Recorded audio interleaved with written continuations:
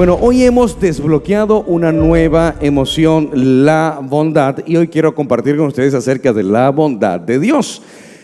Uno de los atributos de Dios, como lo es la bondad, uno del fruto del Espíritu Santo, la bondad de Dios. Y esto me hace recordar, cuando era niño había una serie animada titulada Jekyll and Hyde. Jekyll and Hyde, el extraño caso del doctor Jekyll y el señor Hyde. Y te cuento un poquito acerca de esta novela. Hay un libro de esto, ¿verdad? De esta novela que es escrita por Robert Louis Stevenson, que trata acerca de un abogado, Gabriel John, que investiga la extraña relación de su viejo amigo, el doctor Henry Jekyll, y el misántropo Edward Hyde. ¿Qué sucede? El libro es conocido por una representación vivida de un trastorno psiquiátrico. Y este trastorno psiquiátrico hace que una misma persona tenga dos o más personalidades. Lo más triste de este trastorno psiquiátrico es que esto abunda en las iglesias. Personas con un trastorno de múltiples personalidades, como se conoce en la psiquiatría. Jekyll, en la novela, es un científico que crea una poción o bebida que tiene la capacidad de separar la parte más humana del lado más maléfico de una persona. Imagínense, yo no sé por qué hicieron una serie para niños, pero fue interesante porque yo veía cómo Jekyll se tomaba la poción y se transformaba en Edward Hyde para cometer los crímenes más atroces. Y cuando llegaba a su casa, ya la poción había pasado su efecto para volver a regresar a ser Jekyll. Entonces, esto es interesante porque cuando vamos a la palabra y buscamos la forma de identificar este trastorno psiquiátrico de múltiples personalidades, nos encontramos entonces con una palabra que dice el apóstol Pablo en el libro de Romanos capítulo 7, verso 19. Pablo dice lo siguiente: porque no hago el bien que quiero, sino el mal que no quiero, eso hago. ¿Alguien se identifica con esta palabra? Qué interesante, porque Pablo habla de esta naturaleza pecaminosa que habita en cada ser humano. No importa la categoría, color, nacionalidad, idioma, sino que la naturaleza pecaminosa habitante o habitada en el ser humano hace que en nosotros exista el bien y el mal. Hace que en nosotros habite dos seres. Y esto me hace recordar en mis inicios del año 1999, había una canción muy linda titulada Dos seres hay en mí. Y era una canción que graficábamos en las iglesias a través de una obra de teatro. Nos vestíamos de la mitad de blanco y la mitad de negro, haciendo énfasis en lo que Pablo dice en Romanos 7:19. Uno quiere hacer lo bueno y el otro quiere hacer lo malo. Esto es la herencia adámica. Adán y Eva nos dejaron esta herencia de esta naturaleza pecaminosa. No hay en este auditorio una persona 100% perfecta. Si aquí hay alguien perfecto, por favor levante su mano, pase aquí al frente y ore por nosotros. Porque si Pablo escribió esto, nos enseña acerca de la inteligencia intrapersonal. Es decir, la inteligencia que nos capacita para llevarnos bien conmigo mismo. ¿No te das cuenta que hay días donde no te soportas a ti mismo? Algunos días sí y otros días también. Donde no nos soportamos a nosotros mismos. Y esta es la falta de vínculo y de relación intrapersonal. La inteligencia intrapersonal es la capacidad que disponemos para conocer, entre otras cosas, nuestras limitaciones y actuar en ellas. El cerebro, nuestro cerebro, está dividido en dos: el hemisferio izquierdo y el hemisferio derecho. El derecho es el cerebro creativo y el izquierdo es la parte lógica, la parte racional. Por eso los hombres nada más utilizamos el derecho.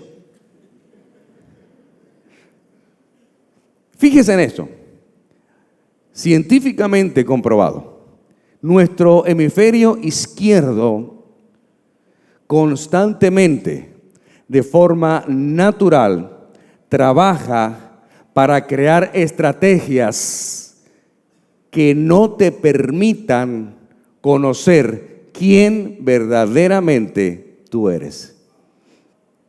Te lo voy a repetir. Nuestro hemisferio izquierdo, que es la lógica, la razón, constantemente trabaja creando estrategias para que tú nunca descubras quién verdaderamente tú eres. Es decir, a la hora de desarrollar tu potencial, a la hora de crecer espiritualmente, tu cerebro izquierdo te dice: eso es imposible. Y genera estrategias y subverdades, medias verdades, para que tú no creas en lo que realmente Dios depositó dentro de ti. Por eso tenemos dos manos, tenemos dos piernas, tenemos dos hemisferios. ¿Para qué? Para que entendamos que siempre que tú quieras realizar algo en tu vida conforme al propósito y la voluntad de Dios, el enemigo se va a querer oponer a eso, haciéndote creer que no puedes. Por eso, amados y amadas, Satanás siempre trabajará para que tú nunca conozcas quién verdaderamente eres en Cristo Jesús. Porque el día que conozcas quién eres en Cristo Jesús, no habrá infierno y no habrá diablo que pueda detener el propósito que Dios ha determinado para tu vida.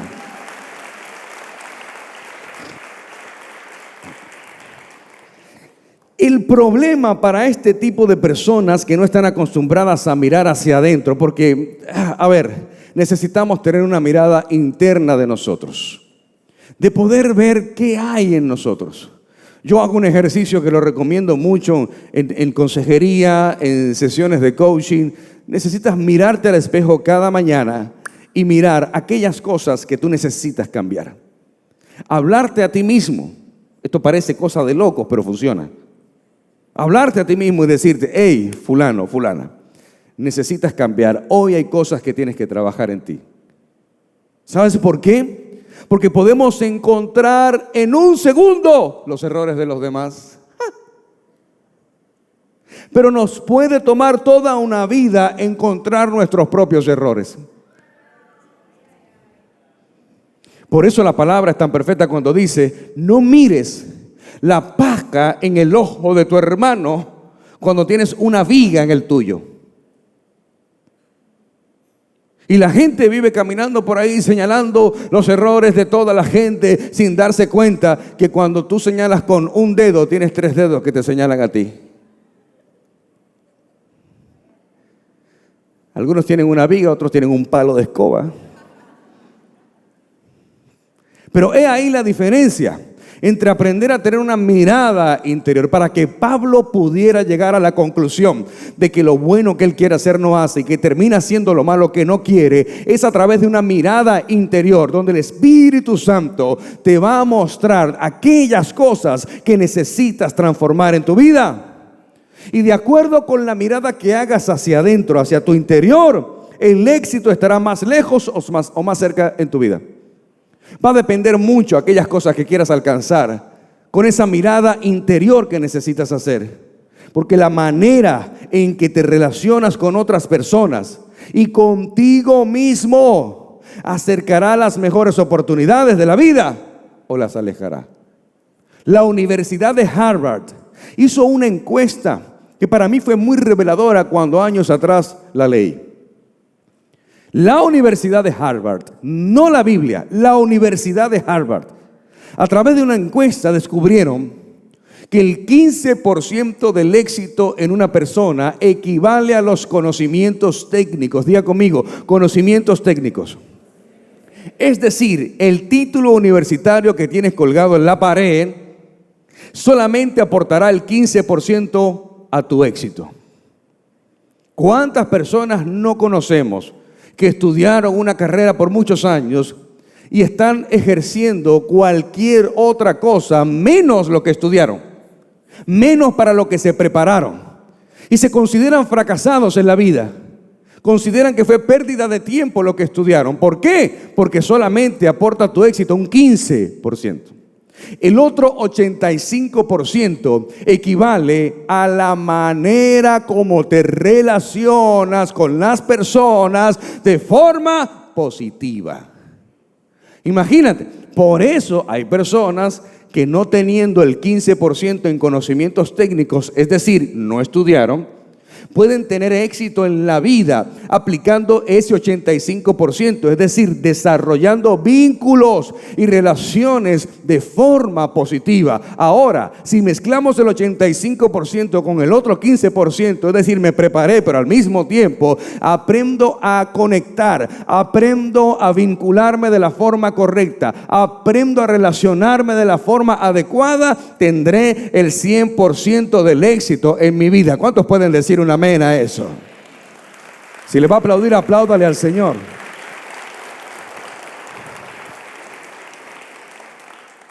Imagínate, con tus acciones serás tú quien abra o cierre puertas que tengas por delante. Son tus acciones las que lo determinan. Nosotros somos nuestra actitud y nuestra actitud define quiénes somos. Estaba viendo a un entrenador de fútbol en un video hace poco y había un niño que estaba haciéndole una entrevista. Y el niño le hace la pregunta al entrenador diciéndole ¿qué es más importante desarrollar en un jugador? ¿La técnica o la actitud? El entrenador se tomó su tiempo para decir delante de toda la audiencia, felicitando a este niño porque nunca le habían hecho una pregunta tan interesante como esa. El entrenador le respondió diciéndole, definitivamente la combinación de ambas, pero la más importante y la primera es la actitud. Sin la actitud no puedes desarrollar la técnica. Pasa igual en la vida. Funciona de la misma forma a través de la Biblia. Tu actitud define el 90% de tu éxito. Es tu actitud. Por eso la palabra dice en todo lo bueno, en todo lo amable, en todo lo justo, si hay algo digno de alabanza, en eso debes pensar. Y no está hablando de un pensamiento positivo como se enseña en conferencias motivacionales. No está hablando de que la casa se te está cayendo y tú dices, todo está bien, y la casa se está derrumbando. No se trata de esto porque hay que ser realista, ¿sí o no? Yo no puedo decir, si tengo un dolor de cabeza, decir, no, yo no tengo dolor de cabeza en el nombre de Jesús. Estás mintiendo. No es lo mismo cuando dices, sí, tengo un dolor de cabeza, pero confío que el Señor me puede sanar de este dolor de cabeza. ¿Vio la diferencia? Esta es la diferencia. Esta es la actitud correcta. Lo otro sería negación. Y la negación te puede llevar a fracasar en la vida y luego echarle la culpa a Dios. Diga conmigo, el problema no son los otros. Diga conmigo, el problema no es mi pasado. Diga conmigo, el problema no es que me hicieron un hechizo. Diga conmigo, el problema está en mí. Dígame ay, porque amén no cabe aquí. Primera de Timoteo capítulo 4 verso 16. Mira lo que dice Pablo, el consejo que le da a Timoteo. Le dice, ten cuidado de ti mismo. Tu peor enemigo eres tú. Hay otra versión, dice, cuídate de la que duerme contigo. Y yo dije, sabía yo. Sabía que era mi esposa. Y dije, durmiendo con el enemigo, ahí está, ahí está.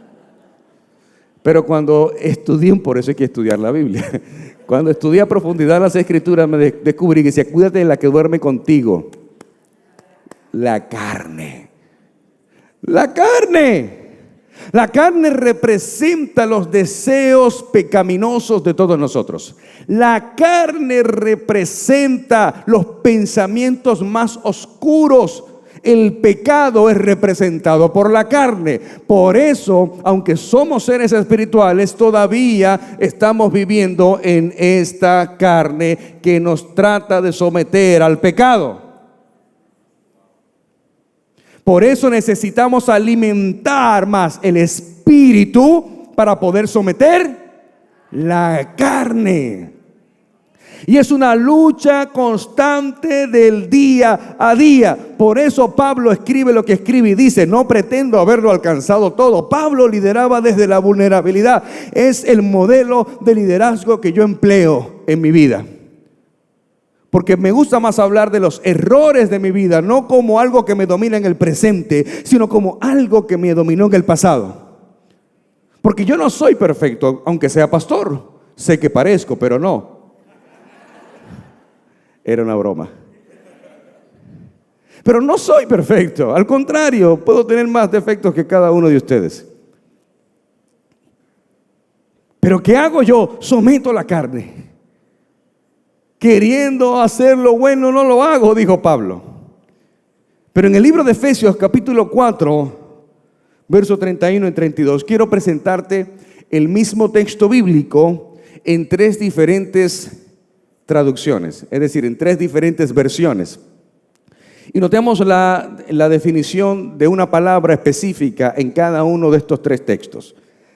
En Efesios 4, 31, 32 comienza diciendo el 31, libérense de toda amargura, furia, enojo, palabras ásperas, calumnias y toda clase de mala conducta. Es una liberación que necesitamos de cada una de estas emociones tóxicas. Pablo aconseja, libérate de toda toxicidad emocional. Está hablando de las emociones. Ahí no hay nada espiritual. Ahí está el alma, la toxicidad del alma en el ser humano, que está diseñada para hacernos ser volátiles, para hacernos ser ambiguos, para hacernos ser de doble ánimo, como lo dice Santiago 1:8, que la persona de doble ánimo es inconstante en todo lo que hace. ¿Por qué? Porque hoy tengo la super fe y mañana estoy deprimido.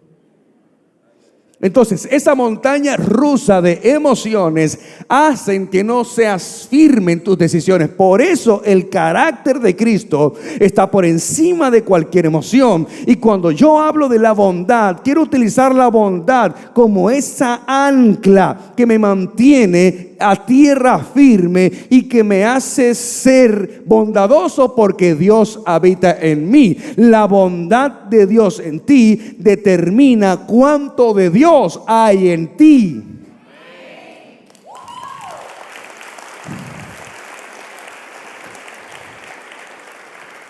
Ahora comparemos el verso 32 en tres versiones. Dice, por el contrario, sean amables. Amables, no permisivos.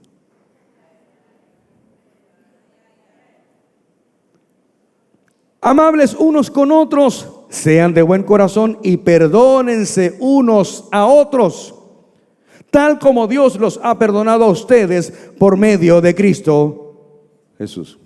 A ver, sé que la mayoría conoce el Padre Nuestro.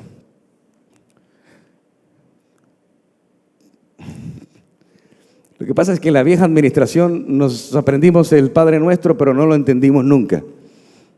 Pero fíjate cómo dice, Padre nuestro que estás en los cielos, santificado sea tu nombre. Venga a nosotros tu reino y hágase tu voluntad en la tierra como en el cielo. Danos nuestro pan de cada día, dánoslo hoy. y perdona nuestros pecados. Los que se lo saben, perdona nuestros pecados, así como. O sea que el perdón de Dios está condicionado como usted perdone a las personas.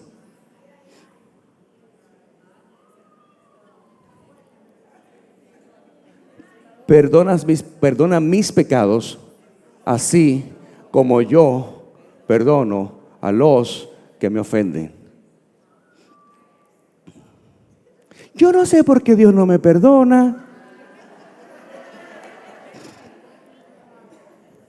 Debería decir el texto bíblico, perdona mis pecados, así como yo debería perdonar a la persona que me ofende, pero no lo hago. Por eso la bondad de Dios en tu vida determina cuánto de Dios hay en ti. Amabilidad, no permisibilidad. Esta es la versión Nueva Traducción Viviente. Veamos cómo lo dice la Reina Valera contemporánea. Dice, en vez de esto, sean bondadosos y misericordiosos. Y perdónense unos a otros, así como también Dios lo perdonó a ustedes en Cristo. Pero la Reina Valera 1960, dice, antes sed benignos unos con otros y misericordiosos, perdonándolos unos a otros como Dios también os perdonó a vosotros en Cristo. Diga conmigo, benignidad. La benignidad es aquella bondad del corazón que pasa a la acción. No significa solo bondad como una cualidad o como un atributo de Dios, sino bondad en acción. Tiene el sentido de gentileza.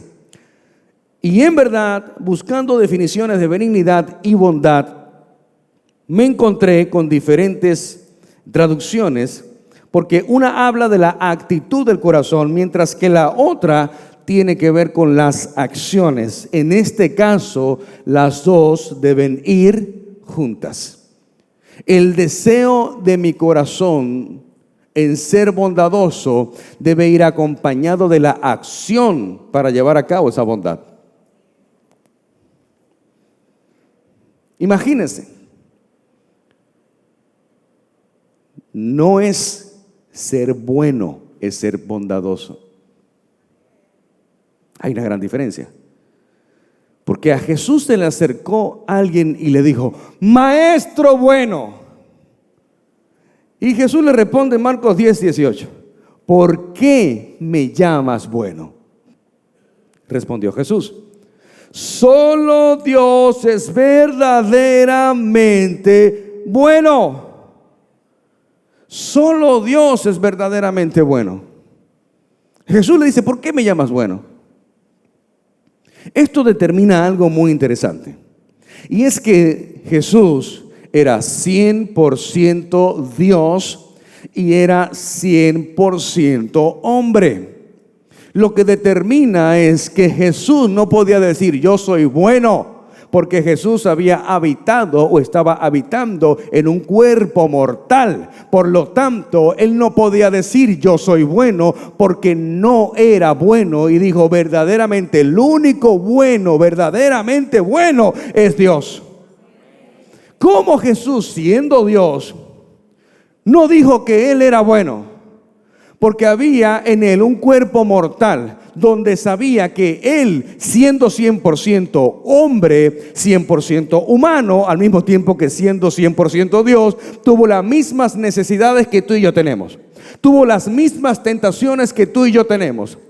Tuvo las mismas pesadillas que a veces tú y yo tenemos. ¿Por qué? Porque estaba viviendo, habitando en un cuerpo mortal, para demostrarnos a ti y a mí que si Jesús pudo hacer posible vivir bajo la perfecta voluntad de Dios, entonces también es posible para ti y para mí que, siendo humanos, queriendo hacer lo malo, podamos hacer la voluntad de Dios en la tierra. Esa es la majestuosidad del Señor. Y Jesús tenía bien en claro. Por eso aquellas herejías que por ahí dicen algunos revoltosos del diablo, que Jesús tuvo relaciones con María Magdalena. Esta es la veracidad de la palabra, de que cuando Jesús vino tenía una misión. Diga conmigo, una misión. salvar la humanidad. No era enamorarse de una mujer. No era casarse. Mire la sabiduría.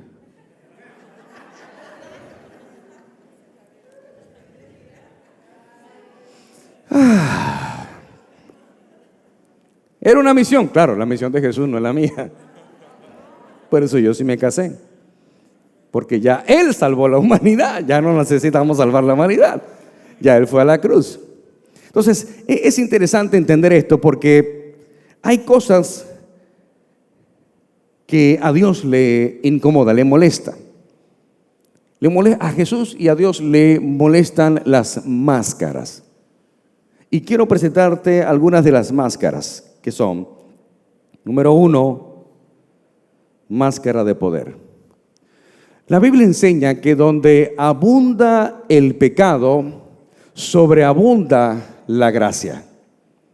Donde abunda el pecado, sobreabunda la gracia. Si usted y yo hubiéramos escrito este texto bíblico, probablemente dijera, donde abunda el pecado, sobreabunda la justicia y el castigo. Pero Dios es tan bondadoso, que Él estableció donde abunda el pecado, sobreabunda la gracia. La gracia que arropa a cada pecador y a cada pecadora para acercarlos a Jesús. Así como esta mujer que fue encontrada en el acto de adulterio. Jesús no la condenó, Jesús no la castigó, Jesús no la despreció ni la rechazó, sino que le dijo, luego de salvarla y perdonarla, ahora vete y no peques más. El problema del ser humano, amada iglesia, radica en el corazón. Por eso dice la palabra que Dios es el único que puede ver el corazón de nosotros. Ninguna persona en la tierra puede saber lo que hay en tu corazón. Por eso no somos llamados a juzgar los errores de alguien más. Porque deberíamos pensar, ¿por qué señalar o juzgar a otra persona porque peca diferente a mí? No consentimos el pecado. Dios no consiente el pecado porque el pecado trae consecuencias, evidentemente. Y Dios ahí estará a tu lado para acompañarte en tu dolor y en tu consecuencia. Pero en esta escena de la mujer encontrada en el acto de adulterio, quiero tomarme unos minutos para explicarle algo. La palabra nos enseña dos tipos de condición de pecado. Están los pecados de la carne y los pecados del corazón. Diga conmigo, pecados de la carne. Diga conmigo, pecados del corazón. La carne siempre se va a orientar a cometer pecado. ¿Por qué? Porque esta es la herencia adámica. Adán y Eva nos dejaron esta herencia de que somos tentados todos los días. Por eso, mientras más alimentas tu espíritu, más puedes someter la carne. Esta es la bondad de Dios. Dios te dice, aliméntate espiritualmente, crece espiritualmente y no tendrás que preocuparte por caer en la tentación. Porque la responsabilidad no es de Dios. Diga conmigo, es mi responsabilidad. El problema está en mí. Entonces, cuando esta mujer encontrada en el acto de adulterio es traída a los pies de Jesús, la trajeron unos fariseos incircuncisos, amputados de la gracia, es decir, desgraciados, que al parecer era un complot porque la trajeron a ella sola y por lo que yo entiendo, ella no estaba adulterando sola. ¿Dónde está el hombre que estaba con ella? Parece que era parte del plan de estos fariseos. ¿Te das cuenta cómo es fácil juzgar a una mujer encontrada en un acto de adulterio, traída a los pies de Jesús, pero no vemos lo que está detrás de todo eso? Estos hombres la traen y la traen con piedras en la mano. ¿Cuál era la intención de estos hombres? Que Jesús dijera que ella era una pecadora y que la ley de Moisés establecía que a tales personas había que apedrearlas hasta matarlas. Entonces, luego de que ellos mataran a esta mujer, iban a culpar a Jesús de ese acto de asesinato para que entonces la gente odiara a Jesús y lo mataran. ¿Te das cuenta el plan maquiavélico de estos fariseos? No hay nada de diferencia en esta época. No hay nada de diferencia en este mundo en el que vivimos ahora. Esta mujer que fue encontrada en el acto, la traen a Jesús y le dicen: ¿qué tú dices acerca de esto? La ley de Moisés dice que hay que apedrear a esta mujer encontrada en el acto de adulterio. Jesús, en la sabiduría perfecta de Jesús, dice la palabra que él se agachó y comenzó a escribir en la arena. No hay evidencia de lo que escribió, pero teológicamente se supone que él comenzó a escribir los pecados de cada una de las personas que traían piedras en las manos.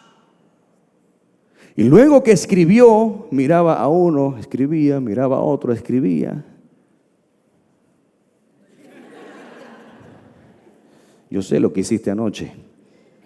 Se levanta y dice: ok, fíjese, Jesús es tan perfecto que en ningún momento desmintió que la ley de Moisés decía que había que apedrear a esa mujer. Pero su respuesta fue: el que esté libre de pecado, que tire la primera piedra.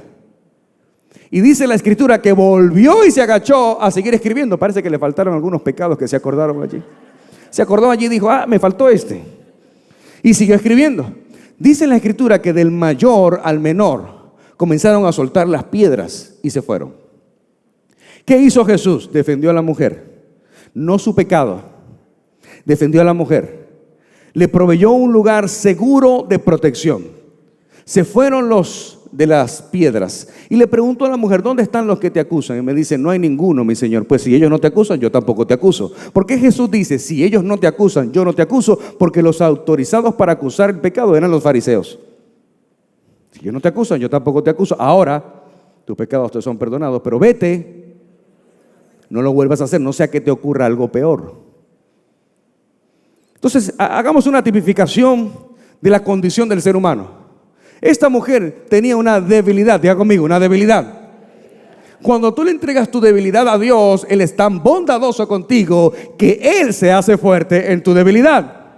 Ahora, dile a la persona que está a tu lado: nunca dejarás de tener una debilidad. ¿Sabes por qué? Porque en tu debilidad, dice la palabra, Él se hace fuerte. El día que tú no tengas una debilidad, ese día te creerás que eres Dios. Ay, yo no tengo debilidades. Entonces cuéntame, tú eres la cuarta persona de la Trinidad: Padre, Hijo, Espíritu Santo y tú. Todos tenemos debilidades. Póngame de primero en la lista, por favor. Todos tenemos debilidades. La diferencia está en que cuando alimentamos el espíritu, esa debilidad se hace fuerte porque está alimentando ¿qué? El espíritu. Y el espíritu se alimenta única y exclusivamente de la fuente divina que es Dios. Ahora analicemos la otra condición del ser humano: los hombres de las piedras. ¿Eran pecadores tan igual o peor que la mujer encontrada en el acto de adulterio? Pero estos hombres son de aquellos que esconden sus pecados con piedras en las manos. Son aquellos que guardan sus pecados defendiéndose en acusar a otra persona para que la atención se centre en el pecado de la otra persona y no en la condición del pecado de su corazón. Por eso es tan importante entender la condición de nuestro corazón. Cuando usted señala, no puede señalar a otra persona porque peque diferente a ti. Porque todos somos pecadores. Cuando entiendo la condición del corazón, digo: Señor, transforma mi corazón. Necesito ser más bondadoso. Repito, bondadoso, no permisivo. Son dos cosas totalmente diferentes. Máscara de poder. Estas personas se esconden no detrás de piedras, sino detrás de máscaras. haciendo notar o ver que ellos tienen un poder el cual usan para amenazarte o para intimidarte. La segunda máscara es la máscara de la superioridad. Estas personas son las que necesitan demostrar cuánto saben, cuánto tienen para hacerte más pequeño a ti. Nos llevan a aquellos que transportan sus currículos vitales de su vida. ¿Para qué? Para necesitar impresionar o demostrar y sobresalir de todo lo que saben hacer y en lo bueno que se desenvuelven. Y por último, la máscara de víctima. La usan aquellos que nunca sonríen, sufren por todo y por todo y por todo lo que les sucede a ellos. Nunca podrás igualarlos en su fatalidad. Si le cuentas lo malo que te está yendo, él te dirá: no, yo estoy peor que tú. Nunca podrás igualarlos a ellos. Imagínate esta máscara de poder que te hace creer que tienes el poder sobre todas las cosas. La máscara de superioridad. El que se cree superior es porque es bocón. Porque la misma palabra dice que el necio cuando calla es considerado sabio. Callar es de sabios. Callar es de sabios. Por eso el que mucho habla, poco tiene. Dime de cuánto te jactas y te diré de cuánto careces. Dime de cuánto posteas en Instagram y te diré de cuánto careces.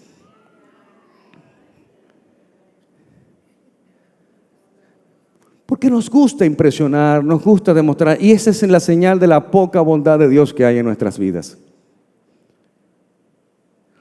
Nosotros en República Dominicana tenemos una cultura de chisme. Al que no le gusta, lo entretiene. Y es lamentable porque somos conocidos en el extranjero por una cultura de chisme. Nos encanta chismear por estar pendiente de la vida del otro. Nos encanta escuchar chismes. Y tú no viste lo que pasó ahora en la iglesia. El pastor se fue solo para Colombia y la pastora anda sola en Estados Unidos. Algo pasó.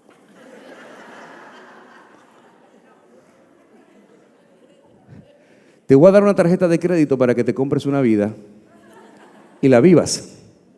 Porque la gente es así. La gente mira, algo pasó. Tú sabes que ahora hay fulanito y fulanita. No los veo más en la iglesia. Parece que...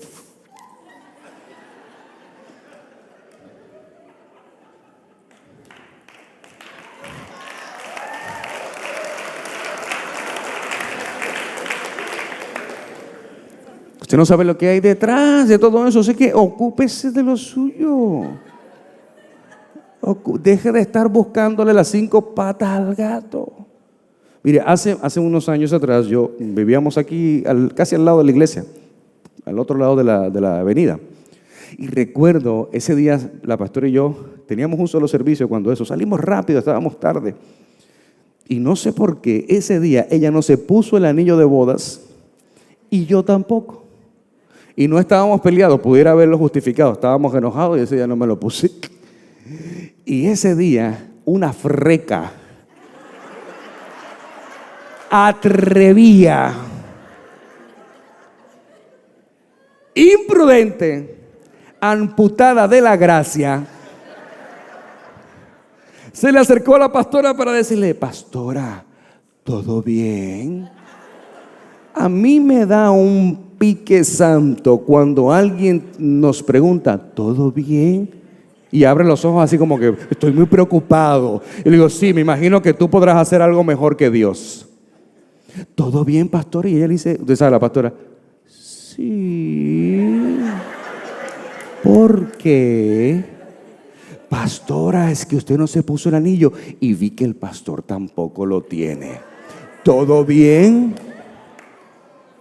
Hubiera querido yo ser el de las piedras en ese momento. Que si fuera por alguna mala intención, a las mujeres solteras endiabladas les gusta el anillo. Hello. Pero aquí no hay de esas no se han convertido todavía. Entonces, imagínate. Mira lo que habla Lucas 6:26. Acerca del amor hacia los enemigos. Dice: a ustedes los que me escuchan, les digo, amen a sus enemigos, hagan bien a quienes los odian, bendigan a quienes los maldicen y ore por quienes los chismosean. Si alguno te golpea en una mejilla, preséntale también la otra. Dile a la persona que está a tu lado, recuerda que solo tienes una mejilla. Digo, la otra que ya la usaron, o sea, tenemos dos. Si ya pusiste una, pones la otra.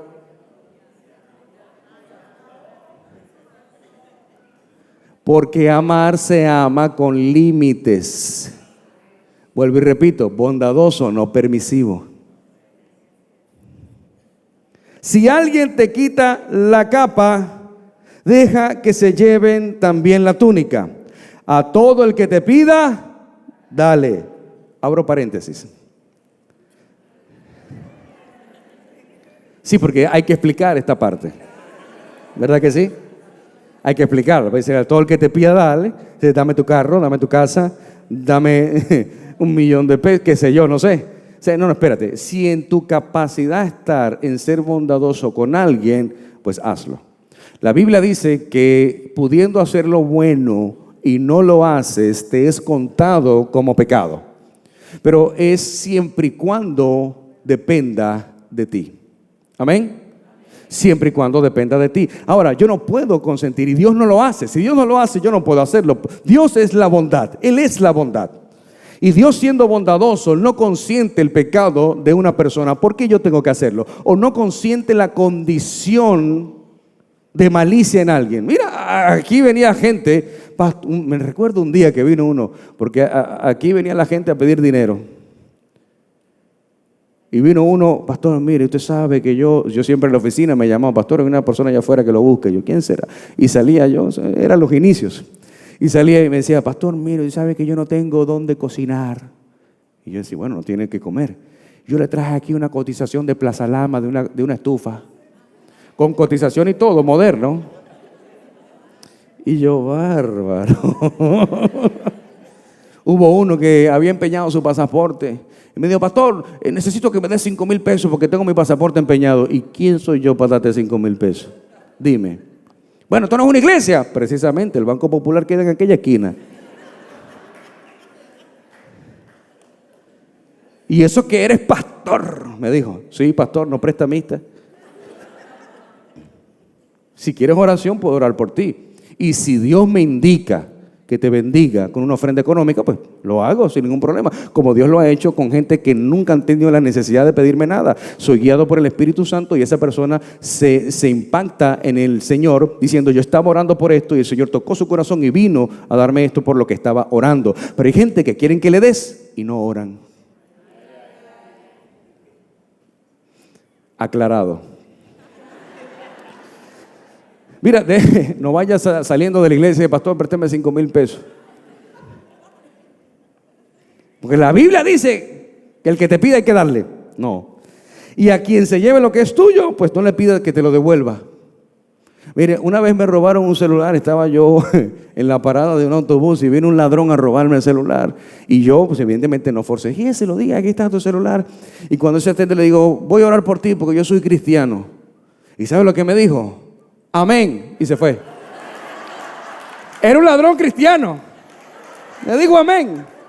Y yo estaba apostando que me devolviera el celular. Pero me dijo amén y se fue. Se fue con el celular y con la bendición. Denle un aplauso al Señor por eso.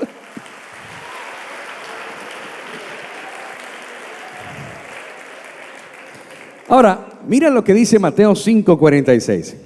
Porque si ustedes aman solamente a quienes lo aman, ¿qué recompensa tendrán? ¿Acaso no hacen lo mismo los cobradores de impuestos?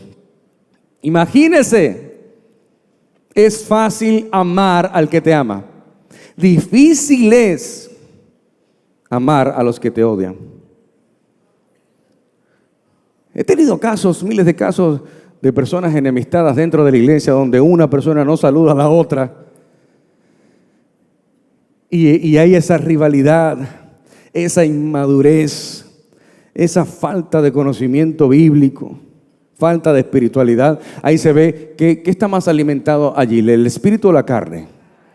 Se evidencia, porque lo cortés no quita lo valiente. Si te caigo mal, salúdame por protocolo al menos.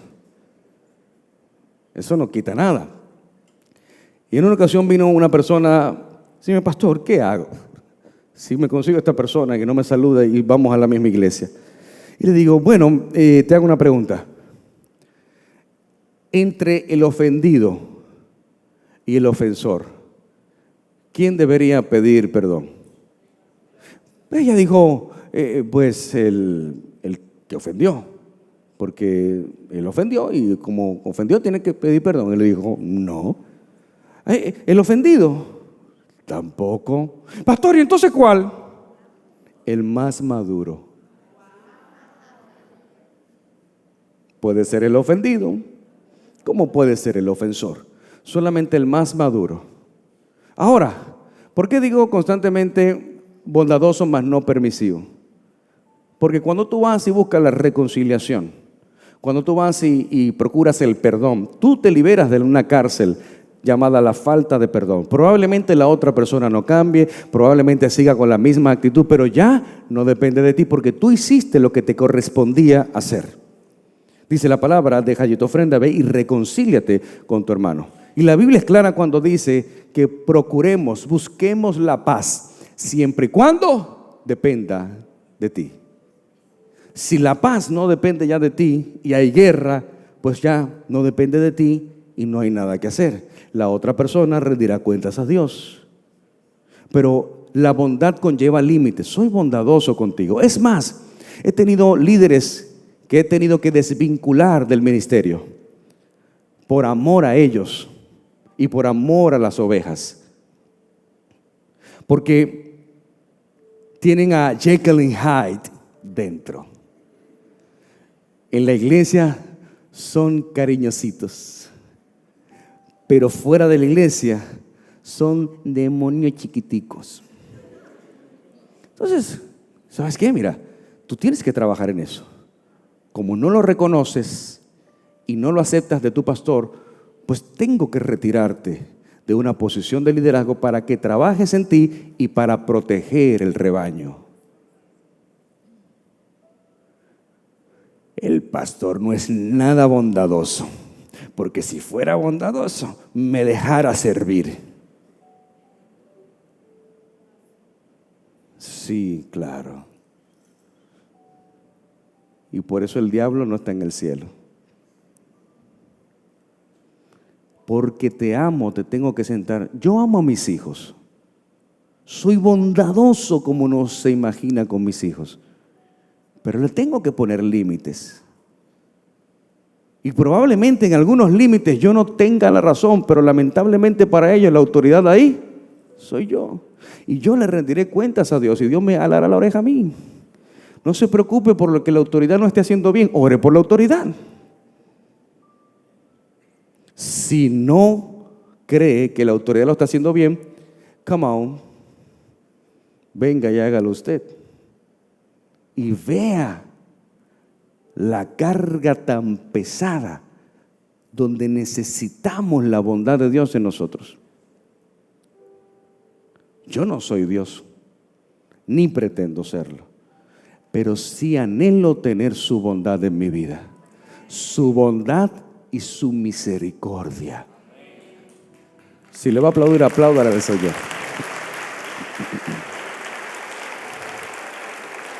Yo quiero invitarle a ponerse de pie. Hace unos años tuve una visión. En esta visión yo iba caminando y de repente comencé a ver dos ángeles, uno a mi derecha y otro a mi izquierda, gigantes, eran gigantes. Mientras iba caminando, veía a estos ángeles que caminaban conmigo. En la visión que estaba teniendo le pregunté a Dios, Dios, ¿quiénes son estos ángeles? Y Dios me dijo, uno se llama bondad y el otro se llama misericordia. Y me llevó al texto bíblico que dice: y la bondad y la misericordia te acompañarán siempre. Diga conmigo: la bondad y la misericordia me acompañarán siempre. ¿Cuántos pueden decir un amén? Esa es la maravillosa bondad de Dios. En el Antiguo Testamento Jesús les dijo: ustedes han oído hablar del ojo por ojo y diente por diente, mas yo les digo, amen a sus enemigos. El ojo por ojo y diente por diente era una ley establecida en el Antiguo Testamento. Jesús vino a establecer un mindset, un cambio de mentalidad en nosotros. Imagínate, se estaría creando un mundo tan hostil cuando se permite que tú puedas hacerle a tu enemigo lo mismo que él te hizo de forma legal. ¿Cuál sería o hubiera sido el mundo que hoy día tuviésemos si Jesús no hubiera establecido este cambio de mentalidad? Donde legalmente tengamos nosotros la capacidad de hacerle a nuestro enemigo lo mismo que nos hizo, por derecho legal. ¿Sabes cómo le llama el mundo eso? Justicia. Me hace algo malo y yo le hago lo mismo. Se llama justicia. Por eso vamos a tribunales a exigir justicia. Por eso queremos que un juez dictame una sentencia sobre alguien que cometió un error y le llamamos a eso justicia. Y sí, pudiéramos decir que es justicia por la mano del hombre. Pero si alguien me hace algo malo y yo no respondo, eso se llama mansedumbre. Imagínate, usted puede ser manso, el no responder el daño que alguien te hizo. Y eso de cierta forma está bien. Pero ¿sabes cuántas personas viven en amargura, recibiendo daño tras daño, traición tras traición, y callarlo, no hablarlo? Y podemos decir: qué mansa es esa persona, qué manso es ese hombre, qué mansa es esa mujer. Pero si no estamos siendo mansos bajo la guianza del Espíritu Santo, todo eso queda dentro de mí. Pero lo tercero, si dijéramos, bueno, decimos vamos a subir de nivel. Si dijéramos que quiero crecer en lo espiritual, alimentar más lo espiritual y menos la carne, diríamos entonces que si alguien me hace algo malo y yo le hago algo bueno, eso se llama benignidad. Imagínate, si camináramos por la vida teniendo acciones bondadosas con las personas que nos han hecho daño. Ojo, repito insistentemente, bondadoso, no permisivo. Porque la gente confunde bondad con ser permisivo. Es decir, que Dios te tiene que dejar hacer las cosas que tú quieres porque Él es bondadoso. Absolutamente no. Dios te va a corregir, Dios te va a poner límites, Dios te va a sentar cuando sea necesario, Dios te va a apartar por un tiempo para que puedas crecer y luego regresar. Ese es el trato de Dios. La bondad de Dios es infinita. La misericordia de Dios es infinita. De hecho, su palabra dice que sus misericordias son nuevas cada mañana. ¿Sabes por qué cada mañana es nueva su misericordia? porque todos los días necesitamos de sus misericordias en nuestras vidas. Todos los días fallamos, todos los días cometemos errores, y todas las mañanas recibiremos un paquete en la puerta de nuestra casa diciendo: tienes nuevas misericordias, tienes nuevas misericordias, porque la bondad y la misericordia te acompañarán siempre por el resto de tus días. ¿Cuántos dicen amén? Aleluya. Vamos, dile: en mi vida ha sido tan con mi ser, con cada aliento yo cantaré de la bondad de Dios. Levanta tus manos y dile: en mi vida, en mi vida ha sido fiel, tan fiel, con mi ser y con cada aliento yo cantaré.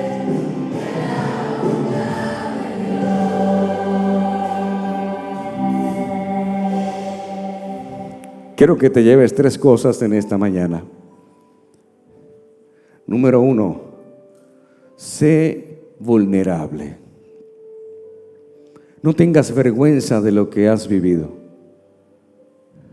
No tengas vergüenza de tu pasado. Dios ha sido bueno y seguirá siendo bueno contigo. Su bondad no cambia. Él sigue siendo bueno cuando nosotros somos malos. No te avergüences de lo que viviste, de lo que atravesaste, porque Dios utilizará tu pasado para exaltar su nombre en tu vida, en tu presente. Si Dios lo permitió, un propósito hay. Número 2, no uses máscaras. Porque cuando tienes identidad, tienes destino. La identidad en Cristo Jesús te llevará al destino profético que Él planteó desde antes de tu nacimiento. Su palabra dice: antes de que nacieses te conocí y te di por profeta a las naciones. Tenías una relación con Dios antes de nacer y le dio propósito a tu vida en esta tierra. No hay necesidad de máscaras. La vulnerabilidad nos enseña a no usar máscaras. Cuando quieres ocultar tu pasado, viviendo un presente que no te pertenece, tendrás que utilizar máscaras por el resto de tu vida. Pero lamentablemente, ¿sabes qué? Las máscaras, tarde o temprano, se caen. Y por último, mira todo lo bueno que hay en ti. No mires lo malo, mira todo lo bueno que hay en ti. ¿Podrías decirle a alguien que está a tu lado: tienes demasiadas cosas buenas en ti? Vamos, díselo: tienes demasiadas cosas buenas en ti. Vamos, díselo: voltéate al que está detrás de ti y dile: tienes demasiadas cosas buenas en ti. Tienes demasiadas, quizás nunca nadie te lo ha dicho, pero hoy te decimos: tienes demasiadas cosas buenas, tienes demasiadas cosas buenas, tienes demasiadas cosas buenas en ti. Tienes demasiadas cosas buenas. Dios está en ti. La bondad de Dios en nosotros determina cuánto de Dios hay en nosotros. Si Él ha sido bueno, la bondad de Dios habita en nosotros. Vamos, cántale. Aleluya.